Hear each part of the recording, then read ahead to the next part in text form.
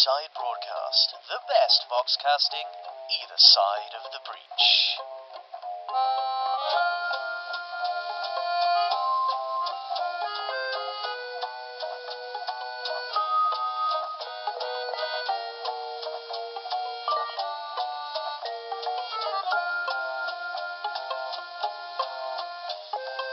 Welcome, friends, listeners, inmates, captives, entities, abstract ideals given physical form. One and all, apart from that one, you are listening to Tales of Malifaux, brought to you by the Breachside Broadcast and your announcer. Providing my voice doesn't break, by that I mean literally rupture my body asunder starting from the inside, I think we're in for a fun show tonight. And not to worry, if anything was to happen to me, the next announcer would just step in and present the programme from around my still twitching corpse. Why, I remember my first time on air. The previous host, I think he was called the announcer, with the fox rammed right down into his mouth. There I was, attempting to drag the equipment out of him, if only to stop the gurgling sound going out on air. Fun times, fun times. Anyway, we have an update on the situation in expectation, a word from a local startup business, and the all-important story. Let's not delay. Here is Cold Hearted.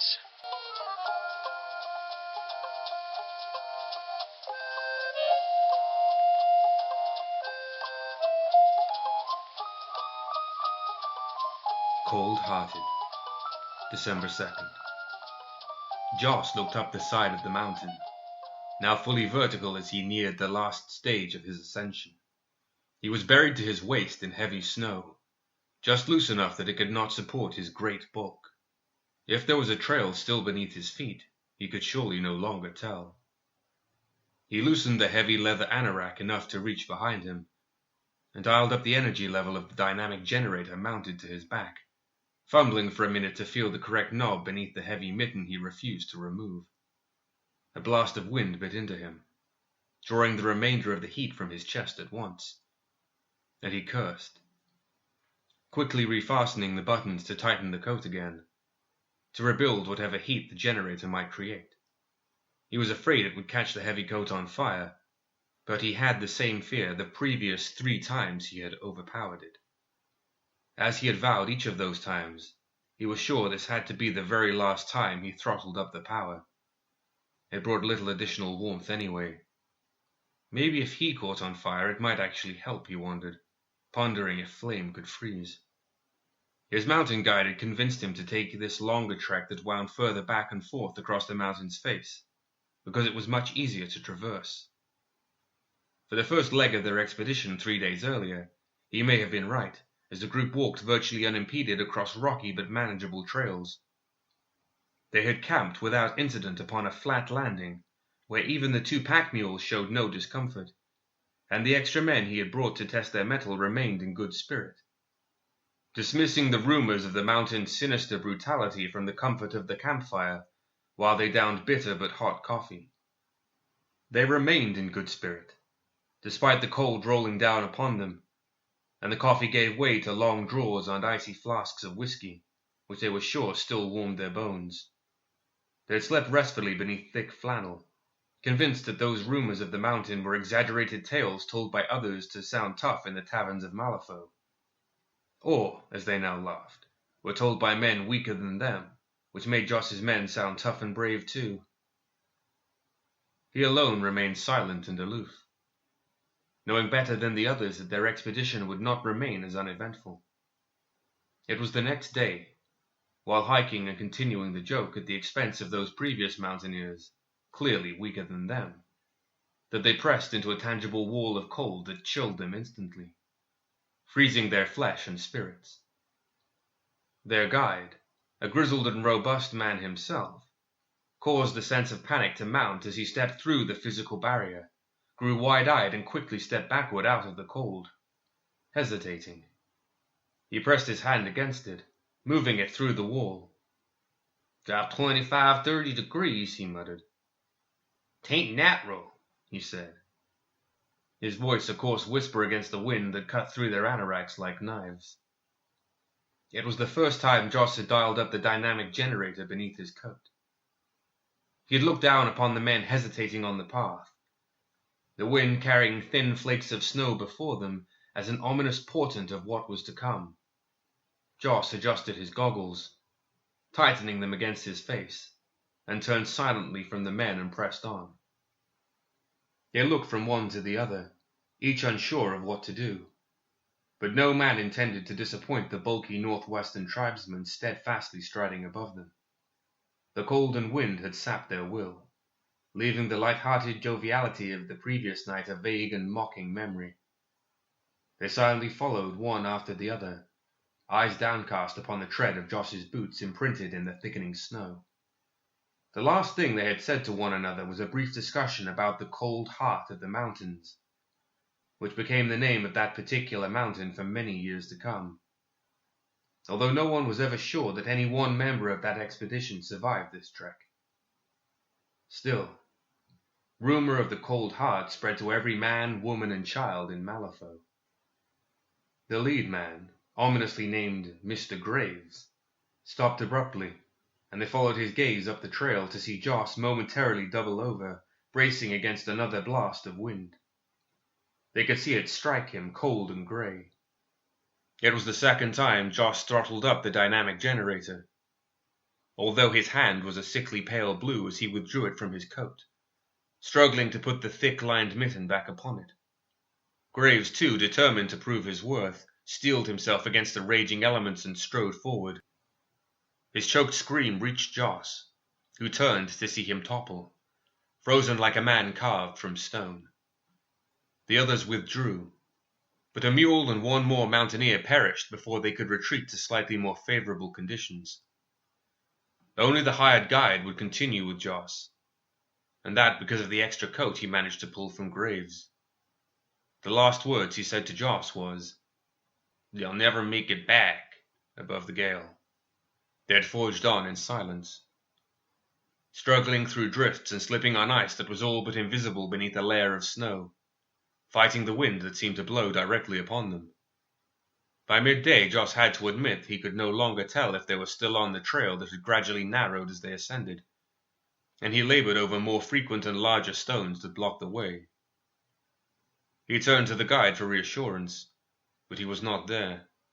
Joss could not be sure when he had lost the man, or whether he had fled in judicious retreat, fallen from the edge of their path, or merely froze to his death. Joss couldn't have heard him above the ferocious howling of the wind, even if the guide had screamed for help directly beside him. Joss had continued, of course, climbing despite the lack of sensation in his hands and feet. Most of his body, in fact. Now, however, Joss had come to a true impasse. He no longer doubted that he had been forced off the trail, and he traversed the mountainside as best he could. But the way before him was blocked by several great rocks, each consumed by jagged vertical pillars of ice. Looking up, he knew his destination was only perhaps 100 feet above him. It was not the apex of the mountain, for the peak was vaguely visible through the blinding blizzard beyond the ledge he sought. But above the mountain he could see the thick, roiling black clouds swirling in a great cycle for many miles, like a hurricane held in place. The eye of that raging storm was a gaping hole of absolute blackness, clearly visible even through the snow. That black spot loomed directly above the ledge, not the mountain peak, and arms of lightning occasionally flashed from the dark center of the circling cloud to strike that flat ledge of his destination. He could not hear its thunder above the wind, but could feel it vibrate through him less than a second after the brilliant flash of light illuminated the rocks and ice around him. Joss was a man that rarely felt fear, but not for the first time on the arduous climb did he reluctantly admit to himself that he truly doubted he would ever leave it alive. He shook out his hands, ineffectually trying to get some feeling back into them. He pulled the twin axes from his back, the static electricity snapping about the intricately engraved blades as the energy from the dynamic generator powered them through the thick cables that extended beneath his anorak to the ends of the metal shafts. He doubted his ability to climb the absolutely vertical surface. but knew he could not continue winding his way back and forth looking for whatever might be left of a trail, even if he did cut through the rocks and pillars of ice before him. He had little strength remaining, but the electrically charged head sheared through the rock with fortunate ease. He pulled himself up and sank the second axe into the rock, and he climbed, painfully and with each muscle stinging in protest. He pulled himself up, the axes like claws, dragging himself along the mountainside. He thought he could go no further, and looked down to realize he hadn't even traversed half the distance to the ledge above. Dropping would kill him. He pressed on, and the wind impossibly intensified as he drew to the final stretch of the wall, driving against him like a steam engine. He could barely hold on, let alone complete the climb. Somehow the great barrier of wind gave for a moment, releasing him, and he propelled himself upward, grasped the edge and pulled himself from the rocky face. Somehow the great barrier of wind gave for a moment, releasing him, and he propelled himself upward, grasped the edge and pulled himself from the rocky face, his axes dangling behind him by their power cords. The wind and snow raged on, just beyond the ledge, battering the axes against the cliff, but barely blew against him as he rolled to his back, face toward the ominous black eye directly above. He blinked twice, and when he closed his eyes against the bolt of lightning that lit the sky above him, he succumbed to the exhaustion and passed out. He had no way of knowing how long he might have been unconscious, because the sun was blocked by those swirling clouds. A pair of hands was upon him, pulling him upright, pouring a warm fluid into his mouth. His vision was blurred, and he could not taste it, only vaguely felt the hot liquid dribble down his chin. The image of a young man's face was before him, blurry and pulling away as he slipped back into unconsciousness. "Rasputina," Joss said. "Must get to Rasputina." The boy's eyes grew wide, and he looked quickly from the left to his right. "Shh!" he commanded. In a hoarse whisper he said, "Do not speak." Joss was out again. He awoke next as if from a Sunday afternoon nap, in the warm orange glow of a fire burning low in the alcove beyond the foot of his bed. The narrow apartment was sparse but warm, and his covers were drawn merely to his waist, leaving his bare torso exposed but comfortable. He was propped to his side because of the generator mounted to his back. He could feel none of the familiar tingling of added power injected into his nervous system, however, and knew at once that it had been powered down completely. After a quick check, he confirmed that the acolytes had even tried to remove it. Fools were lucky it didn't kill him, or that they didn't accidentally discharge it and kill themselves. His axes, however, were disconnected, and their removal caused him to sit upright in a panic. They leaned against the wall, neither damaged nor tampered with.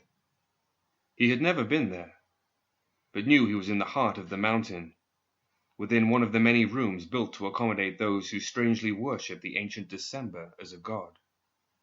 The acolytes practiced their own esoteric magics and had fallen against the judgment of the guild. Their abilities something lost between the elemental and the more macabre views the resurrectionists held regarding life.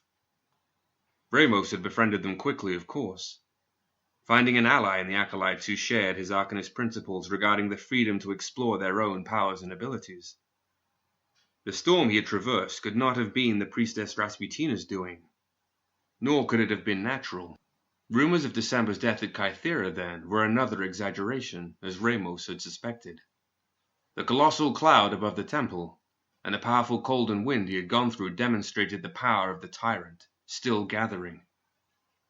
Joss had all the information he wanted, and would happily descend to deliver his findings to Ramos as he had been charged. He needed supplies, and a quick conversation with Rasputina to deliver the boss's message, and he would depart from the quiet subterranean temple of December's acolytes.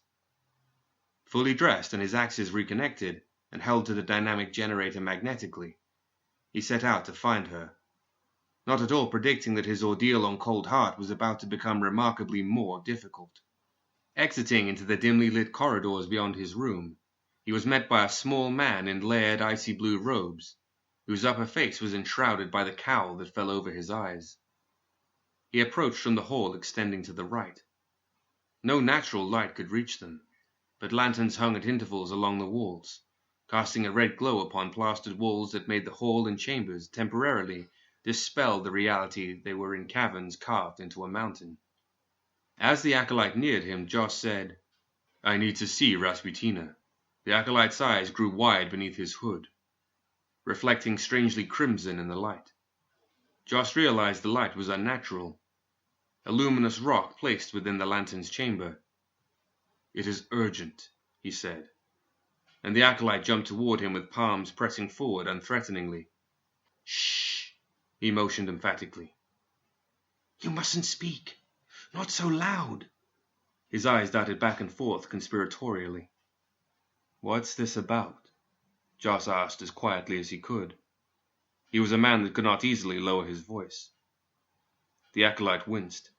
"Come," was all he said, and this no louder than a breath, as if compensating for Joss's volume.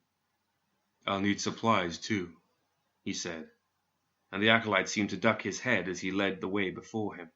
The shadow of someone approaching from an adjoining corridor stretched into the hall before them, and the acolyte first froze, motionlessly intent upon the shadow of the person approaching. Presently he jumped to the wall, his back pressed tight to it.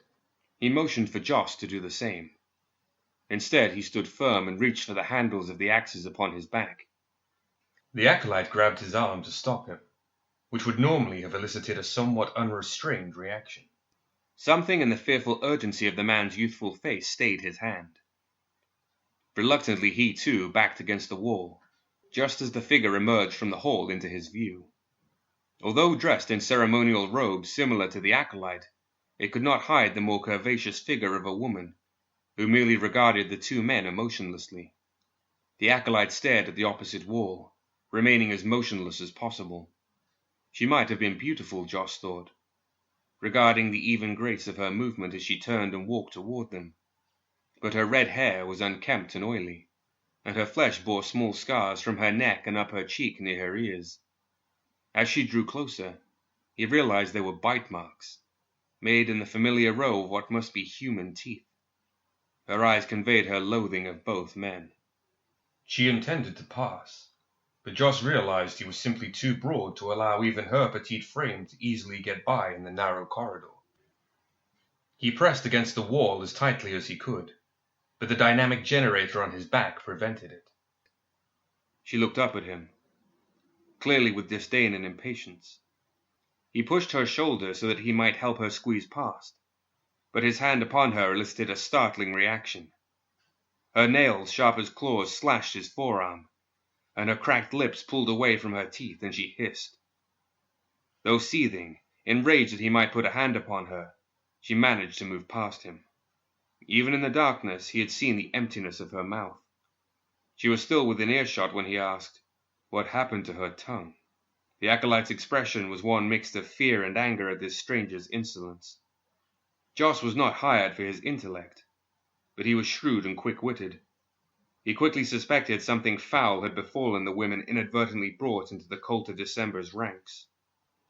"Ignore it," the acolyte said, and motioned for Joss to follow him. Something about the passion that burned within the girl, so full of pain and anger, enraged Joss, though he rarely felt emotionally attached to anyone's problems, much less a stranger's. As they traversed the narrow corridors and up through the levels of the temple, he saw more and more women turning from his sight, hiding their own faces in the shadows, or quickly turning down another corridor. When any one of them could look him in the face, it was with unbridled hatred and defiance. All of them looked upon the young acolyte with seething hatred, although, as they did with Joss, most simply averted their gaze and slinked away. He saw more acolytes as they walked, all of them young, some of them whispering quietly to themselves in a faint whisper that never traveled beyond their own ears as they bent close to one another. If a female ever neared them, especially one standing tall, looking still strong and angry, they snapped silent and often stood rigid against the walls to allow her to pass, looking more terrified than any of the other females slinking silently in the dark corners of the complex. At one such encounter, Joss had seen enough, and pulled his acolyte aside. He thought he understood the fear and anger of the girls, that they had endured something horrible here upon the side of the mountain. But the men's attitude of fear and their own compulsion for silence made little sense to him. Without even trying to lower his voice, Joss said, "What happened here? Tell me." "Be silent," the young man said in a hoarse whisper. Joss was not silent. He did not raise his voice, but it still resounded from the rock walls for all to hear. "What did you do to the girls?" Acolytes and silent ones stopped and turned toward them. "Where are the priests?" "You fool!" the acolyte accused.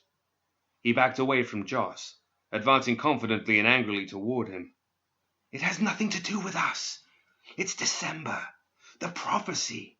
"I've heard the prophecy," he said. "Silent ones," he said, nodding to a girl partially obscured by the deep shadows of protruding arches along the wall. "December needs a voice. He must find the frozen heart. And through her, he must incant the invocation." It was gibberish to Joss. "A voice," the acolyte said. "She must have a voice. The girls must not speak, or December could consume all. The frozen heart and a voice for him to speak.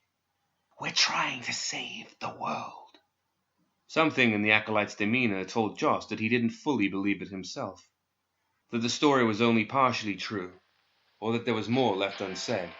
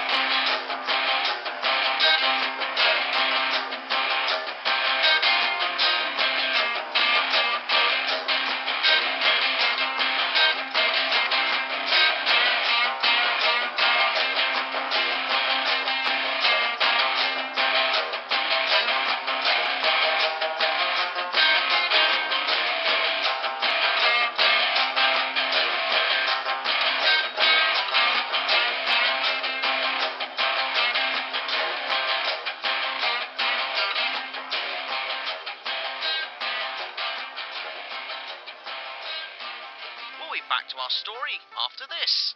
A word from our sponsors. The right gremlin in the wrong place.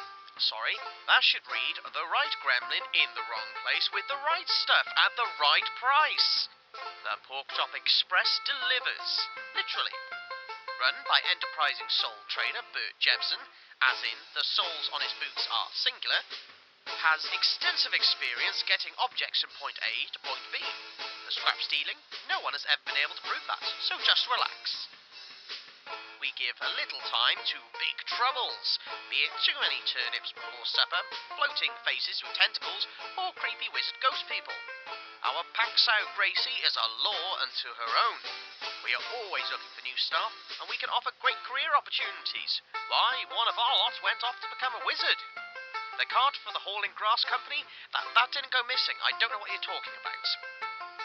Just remember what old Bert Jebsen does when the bayou shakes, and the bullets fly all round, and the pig pen wobbles. Yeah, Bert Jebsen just glares that hootenanny right in the eye, and he says, "Look over there, there's someone behind you." Then whammo! A quick knife to the guts. The Pork Chop Express. We ain't there on time. Call the big boss. I wonder if today's sponsor stocks a pair of woolly mittens. Our hero in this tale could have done with some, I bet. Shall we head back to the tale and see what hand fate deals him? I believe we shall.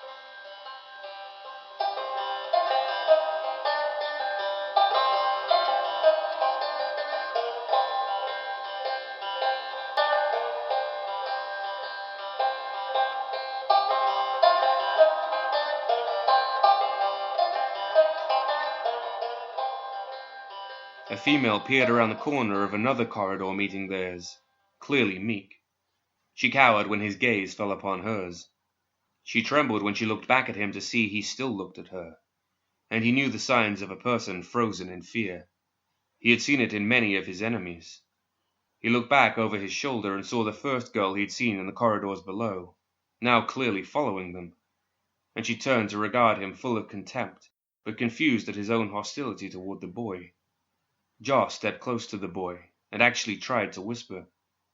It still carried over the stillness. And the bite marks, the submission, the anger, what caused that? Those were part of the plan to thwart December? It was an accusation. Joss didn't understand the fervent following of this tyrant entity by other humans, but he understood how men in power could use their power for all of the wrong reasons. Using strength against the weak was something he had seen plenty of. A hand fell upon the thickly flexing muscles of his forearm. He turned to see the girl he had first witnessed when he left his room. Hostile and loathsome to touch him, she pulled her hand from his arm with a look of disgust at having to place her fingers upon his skin. The look of contempt she shot at the acolyte was worse. Looking back at Josh, she pointed at the young man and shook her head. She pointed up, through the ceiling of the corridor, and motioned something, clenching her fists before her and pantomiming rage with her teeth. Not the boy, he understood, and nodded. The acolyte said, "The priests." He looked away, ashamed and afraid once again. "She means the priests are to blame, not us, the acolytes." The boy slid along the wall, away, looking considerably more afraid of the Silent One than of Joss, which perplexed him. She pointed up through the ceiling again. Joss turned to the acolyte. "Take me up," he commanded, though his voice was even. He was sure it would get him out of the temple's living quarters at the least, and would likely provide a means for his exit as well. Following the unspoken command of the Silent One, he suspected he'd get the answers to his questions as well. They didn't speak as they traversed the narrow corridors of December's temple. Joss saw other young men, acolytes, as well as the girls, each averting their eyes from him, but all as full of hostility or fear as the next. One girl even stared hatefully at the boy, causing him to go rigid and silent before noticing Joss. Once she did, her facial features relaxed, and she quickly walked on, and the boy resumed his quiet stride as well. Many of the women were more afraid than angry, cowering and trembling at the sight of him. What he did not see were the older, more mature men that he was accustomed to seeing on all the dealings Ramos had in the past. They were the supposed leaders of the faith, and they were noticeably absent. Joss said, "She blamed the priests. Where are they?" The boy would not speak even after Joss repeated the question more menacingly. When he said, "Maybe I should speak to these priests myself," the boy bowed his head once more. He said in a sad whisper, "I don't think it will be necessary." Joss was led through a series of elevations and chambers of the temple. He saw elaborate and beautiful decorations and architectural brilliance in vast cavernous chambers, illuminated with many thousands of the luminescent crystals that reflected all light like mirrors, to fill each room with a rainbow of colors. Other rooms, whether spacious or small, were ascetic, void of ornamentation or comfort, and often with just enough light to make out the area. Presently the steps and walls became rough and more natural. They came to the top of the stairs, and the boy halted at the twin doors of heavy timber. "I'll go no further," he said to Joss. "She's out there." The boy trembled and his lower lip quivered. "Rasputina." At the word his eyes grew wide, and he could no longer stand there at the landing before the great doors. He stepped down, first slowly, uncertain, and then nearly ran. Joss opened the great doors, striding confidently into the wide and rough-hewn cave that opened to the side of the mountain at the far end, glaring brightly though he knew it was dark beneath the storm that raged. He strode to Rasputina, angry enough at whatever tragedy had befallen the women here at the hands of the elder men that he would help right those wrongs. But the sickly sweet smell of blood and decaying flesh filled his nostrils, and he heard her harsh and angry words conveying her conflict before he could see her. Pillars of ice rose from the floor, and frozen stalactites dropped from the ceiling, making him feel as if he walked into the mouth of December himself. Stepping around those icy teeth, he was shocked by what he saw. Rasputina, unconcerned by the cold, wore only a skirt, cut on one leg nearly to her hip, leaving her legs bare above leather boots. She had no coat, and her arms were bare, pale but covered in blood from hands to elbows. Those icy teeth, he realized, were exactly that. Before her was a man. One of the cult's elder priests that Joss had expected to find in the temple, but he was held off the ground by one of those jagged ice spikes, pierced from beneath, and another from above that cut down through his shoulder, thick blood seeping from the laceration and flowing across his body and pooling beneath him. The priest's eyes were rolling up into his head, and Joss knew he was on the edge of death. He had seen this fight many times, as a man's will dies moment before his body follows. He knew this man would soon expire, as his head lolled against the ice that held him aloft. Standing there, between those icy teeth, he realized that other men, now merely corpses, were frozen within them, sometimes above, sometimes near the ground. He recoiled, more in surprise than at the visceral state of the remains.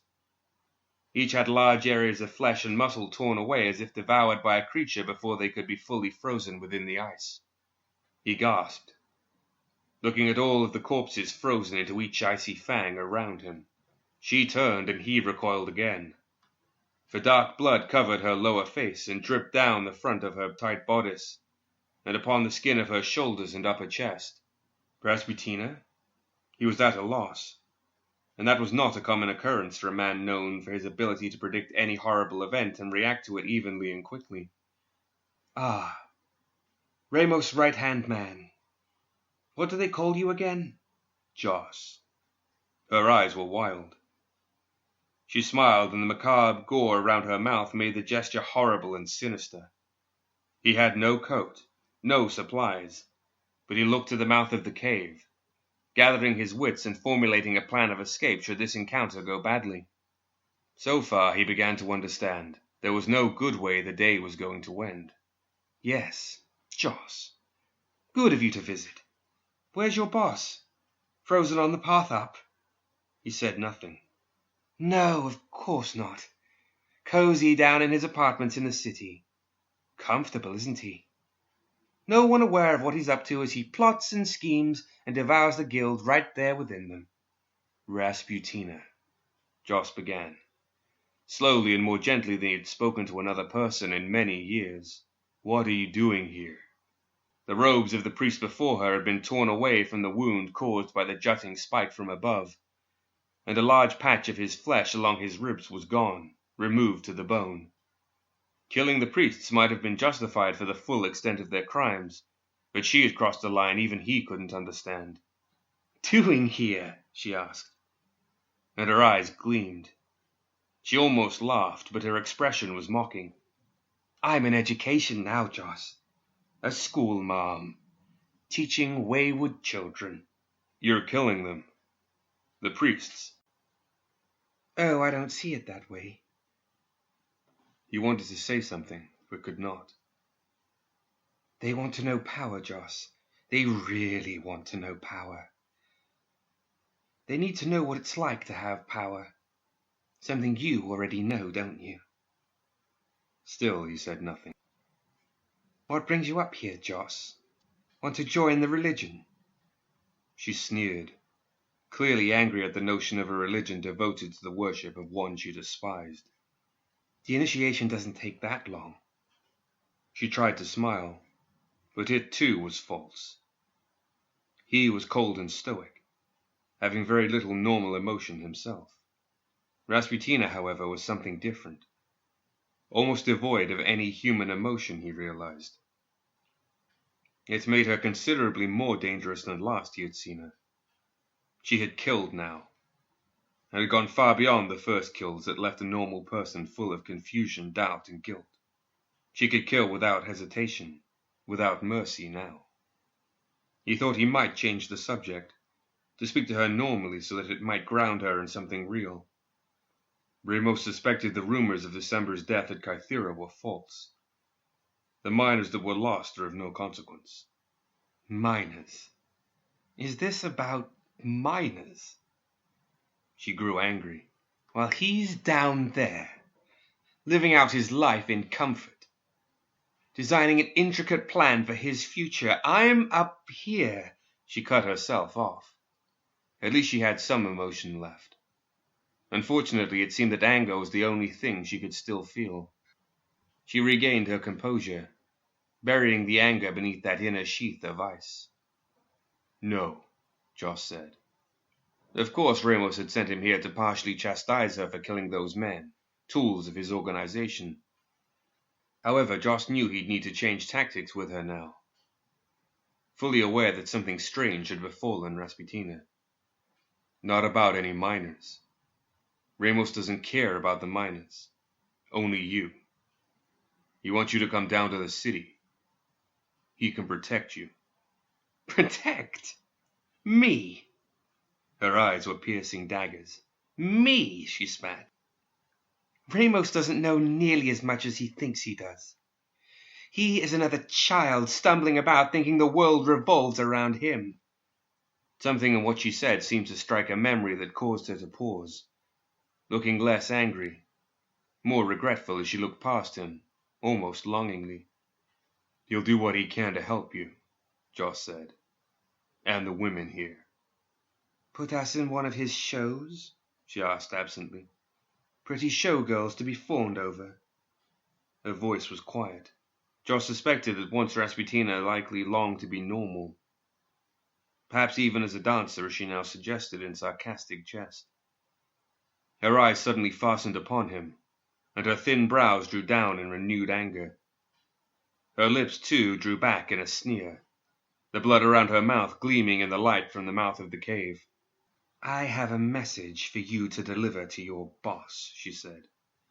You let him know that I'm tired of dealing with his messenger. I want to talk to him. You tell him to come up for a visit. You know what? Let's send him a message he'll really understand, so that there's no doubt about my sentiment. Her arm whipped from her side in a flashing arc, and a wind emanated from her with such violent force that he was knocked from his feet, and thrown against the far wall with enough force to stun him. Before he could fall to the floor, her other arm had snapped from above to her side, and ice shot up from the floor of the cave and from his back, holding him in place, frozen to the wall. It had him by the torso, from around his neck all the way down to his thighs, leaving his limbs struggling futilely. She walked toward him casually while he struggled against the ice, pressing against it and striking it with his fists, all to no avail. Ah, Joss. Ramos' right-hand man. You'd do anything for him, wouldn't you? It's not the money, I bet. It's being so close to all that power. Control. Isn't that right? He continued to struggle. She reached out to grab him around the wrist of his right arm. It was so frigid that he lost all sensation in the arm, and it went limp and numb. She pulled it out straight and placed his hand to the wall, freezing it in place, the arm extended. Rasputina, he pleaded, we want to help. We want to help you. She left him hanging there for a moment, standing before him emotionlessly. His arm was numb, but he looked on in horror as it turned blue, freezing from within as the biting chill of her touch solidified his blood and tissues. Gathering his wits, he renewed his struggle to free himself from the ice, but knew it was in vain. Of all the ways he had imagined he would die, always at the hands of another, this was far from anything he could have predicted. Never would he have imagined he might die without a fight, helpless while his adversary took her time. Minutes passed, though it stretched longer in his mind as she stood before him, concentrating on the cold that devoured his arm. Joss had to focus, for his mind had begun to retreat from the reality of his impending death. She was interrupted by the mute groaning of a girl beside her. Rasputina's eyes fluttered open, glowing pale blue before returning to normal. The girl wore tight black leather, strapped around her legs by narrow buckles. Like Rasputina, she wore only a small bodice to cover her upper body, leaving her shoulders and arms bare. But she, too, seemed oblivious to the cold.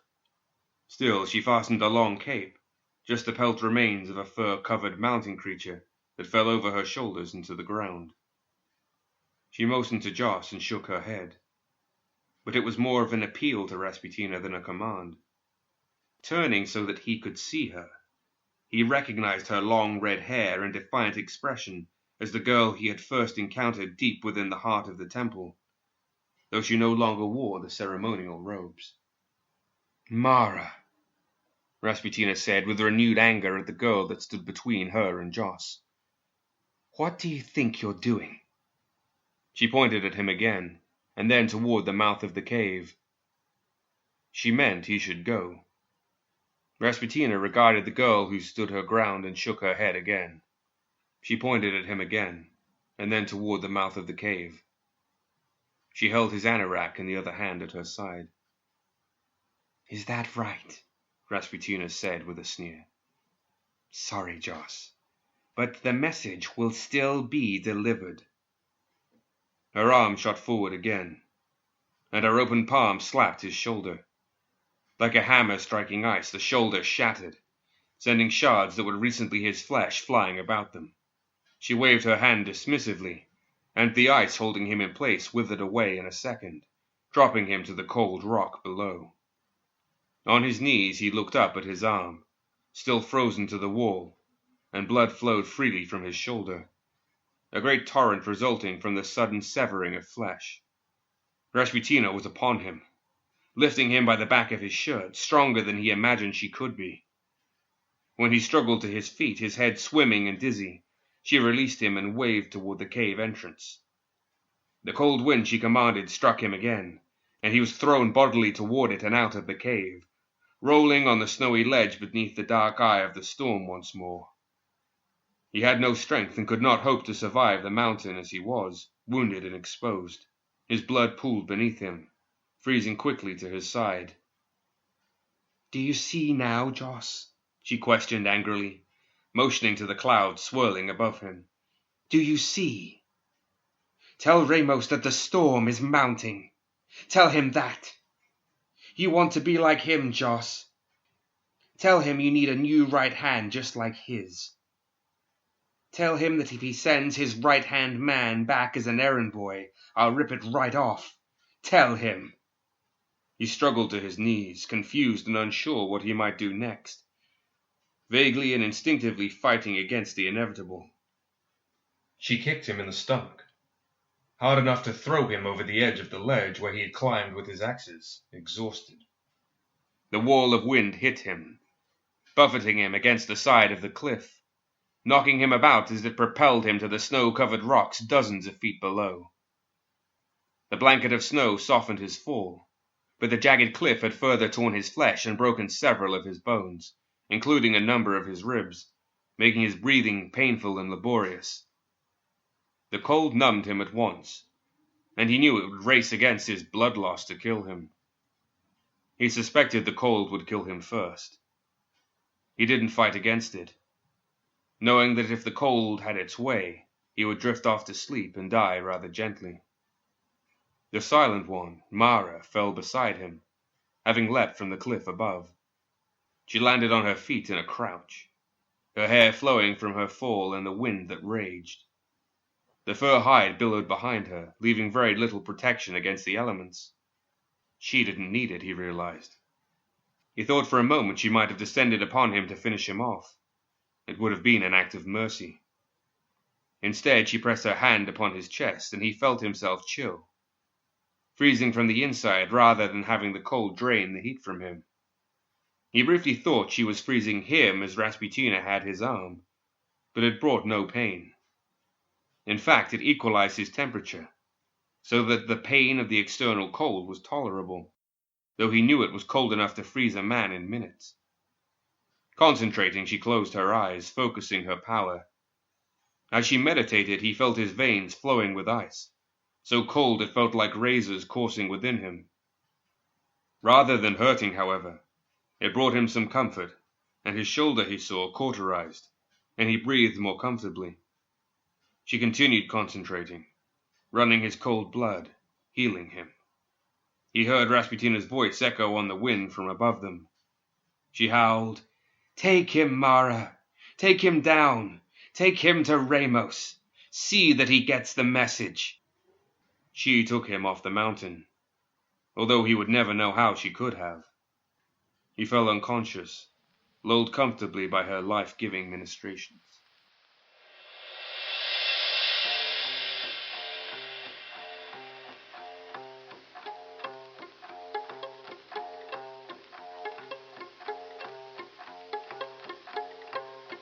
Bringing our show to an end tonight with an update from the town of Expectation. Officials are still attempting to piece together exactly what happened from eyewitness reports. News is therefore coming in slowly. So far, we had gathered that the trouble had started when a group of out-of-towners had arrived. The majority of the cast had gathered in the town's main watering hole, Salinka's Saloon. Passing miners filled in the rest of the bar.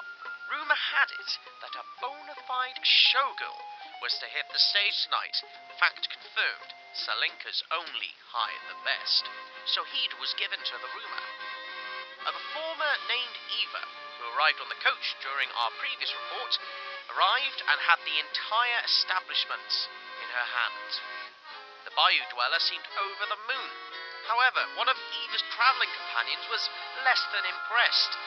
Those in the crowd said he was overheard muttering something about needing a vocal training under his breath. What really made this performance one for history books, though, I will need to leave until another day. Suffice to say, it contained the hallmark of a great night out. That's right, £2,000 of biomechanical bore busting through the window and onto the stage. What else can you expect? Bad things happen.